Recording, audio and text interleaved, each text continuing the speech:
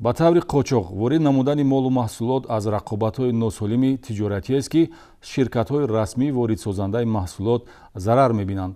дар асоси мактуби ҷамъияти дорои масъулияташ маҳдуди Amigo Foods ки намояндаи расмии ширкати истеҳсолкунандаи нӯшокии нерӯдиҳандаи Гарила мебошад, кормандони милитсия шахсияти 7 қочоқчиро муайян ва 7891 адад нӯшокиро мусодира намуданд.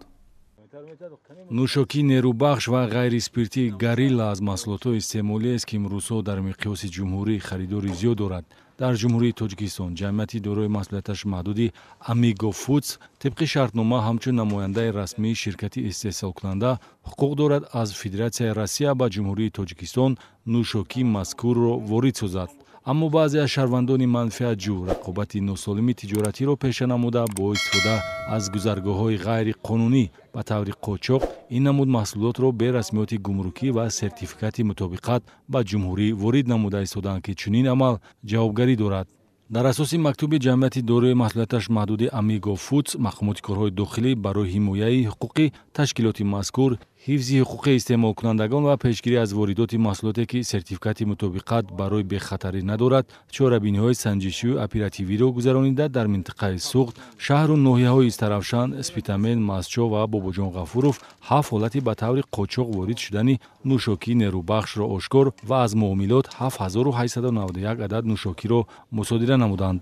нӯшокии нерӯбахши Гарила аз тарафи Федератсияи Россия истеҳсол шуда барои ворид шудан ба ҷумҳуриё, яъне бо тамғаҳои хос ворид мешавад.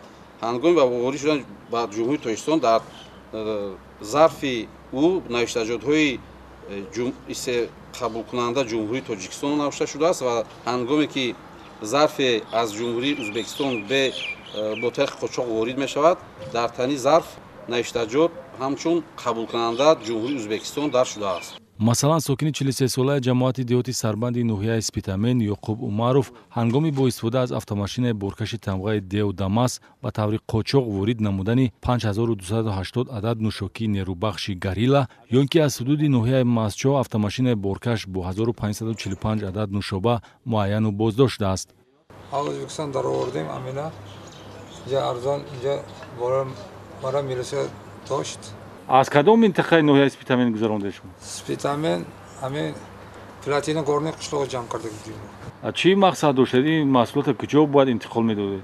аз Спитамен ҷамъ овардем мефрӯшам гуфтем.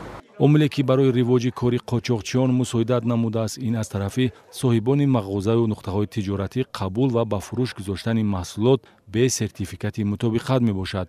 заминаи чунин амалкард ин нархи нисбатан пасти маҳсулот аст, аммо бояд дар хотир дошт ки намояндаи расмии ширкати Гарила дар Тоҷикистон дар баробари пардохти боҷи гумрукиву андоз сифат ва кафолати бехатарии маҳсулотро назорат менамояд. айни ҳол нисбати 7 нафар сокини вилояти Суғд бо дастрасии талаботи моддаи 597 кодекси ҳуқуқи вайронкунии маъмурӣ парвандаи ҳуқуқи вайронкунии маъмурӣ тартиб дода шуда чорабиниҳои мақомоти милитсия дар ин самт идома дорад.